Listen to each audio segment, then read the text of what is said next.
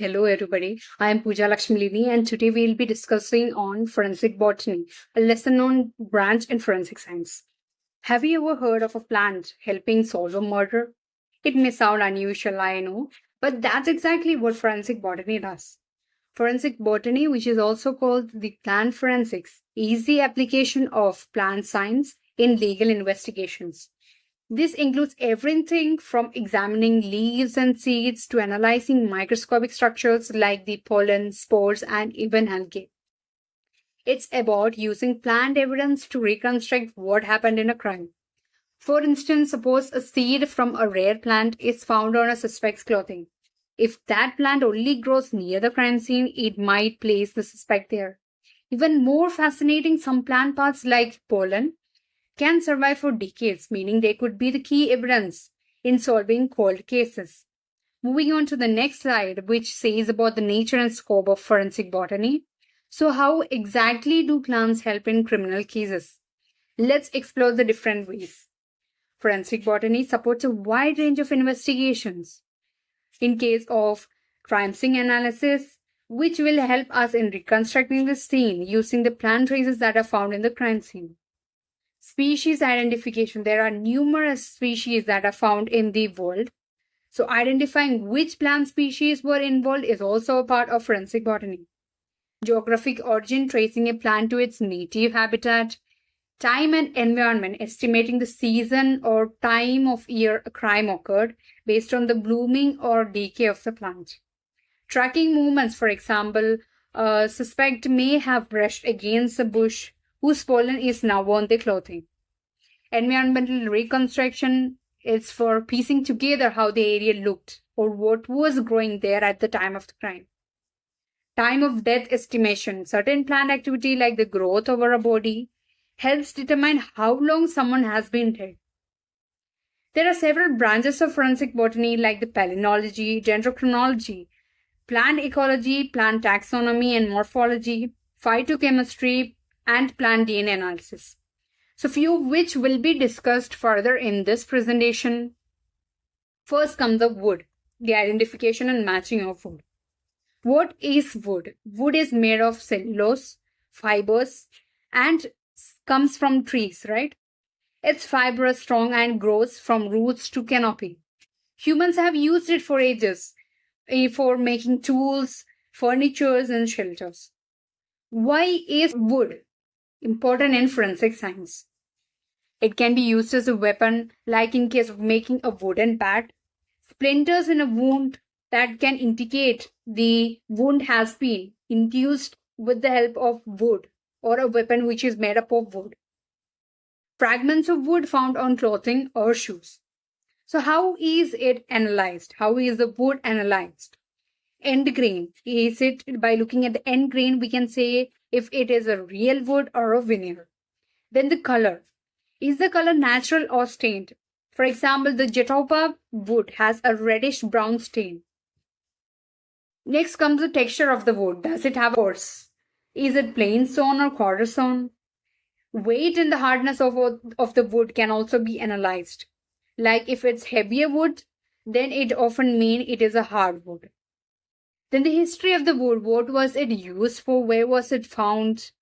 Chemical testing and odor also helps us to find whether it's a real wood or a man-made or an imitating kind of wood. Each species can have a unique scent or reaction. So these are also part of X factor testing, which helps us to find out whether it's a wood that is found at the crime scene. Next comes the classification of wood. They are mainly classified into softwood and hardwood. Softwood, they are usually from gymnosperms like the pine, and they are lightweighted, less dense, easier to cut, less fire resistant, and used mainly in making doors and papers. Hardwood, which is from angiosperms like oak, they are dense compared to the softwood, stronger, used in making quality furnitures, and more resistant to fire. Wood can carry DNA, retain tool marks, or even match another wooden object by its grain structure. We will be looking upon diatoms, which can help us in detecting whether a drowning has happened or not.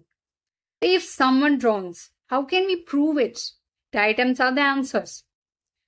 What are diatoms? Diatoms are tiny single-celled algae found in the water, soil, and moist environments. Their outer shell is made of silica, which is glass-like, making them very durable and easily identifiable. Let's look upon the ecological roles of diatom. Photosynthesis, they create energy like the plants, which are normally found in the environment. They are also helpful in oxygen production, helps in carbon cycling, and environmental indicators like diatoms are sensitive to pollution and environmental change. So how does this environmental indicator be an ecological role?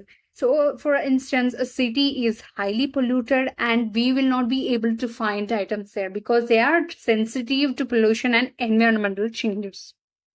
Why are diatoms important in forensic science? Let's imagine someone's body is pulled out of a river. How do we know if they drowned or were thrown in after death? That's where diatoms help. If a person drowned while alive, that is ante-mortem. Water and diatoms enter the lungs, rupture the alveoli, tiny air sacs, and flow into the bloodstream. Eventually, they will reach the organs like bone marrow. Whereas, if a person was already dead, that is post-mortem, there's no circulation in the body, so the diatoms might enter the lungs but not reach bone marrow. But by comparing the type of diatoms in the body with those in the local area or local water bodies, investigators can confirm whether it's drowning, determine where the drowning happened, estimate time of death, since diatom populations vary with season and location. This test is highly valuable, especially when other signs are unclear. Moving on to palynology, which is the study of pollen grains.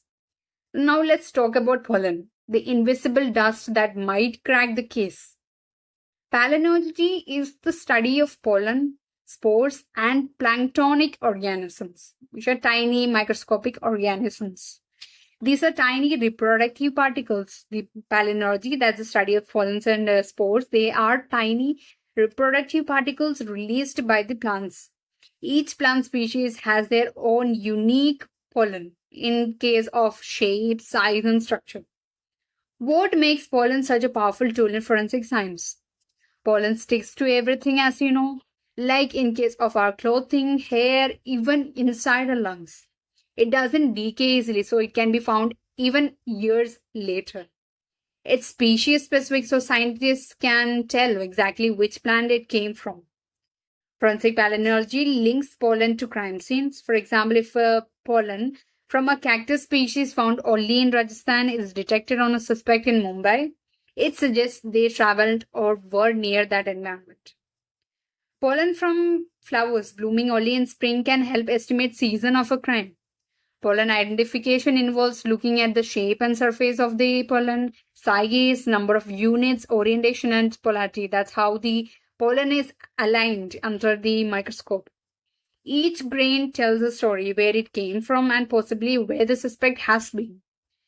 So for concluding the presentation, in the world of forensic science, even the smallest leaf, a drop of water, or a grain of pollen can speak volumes.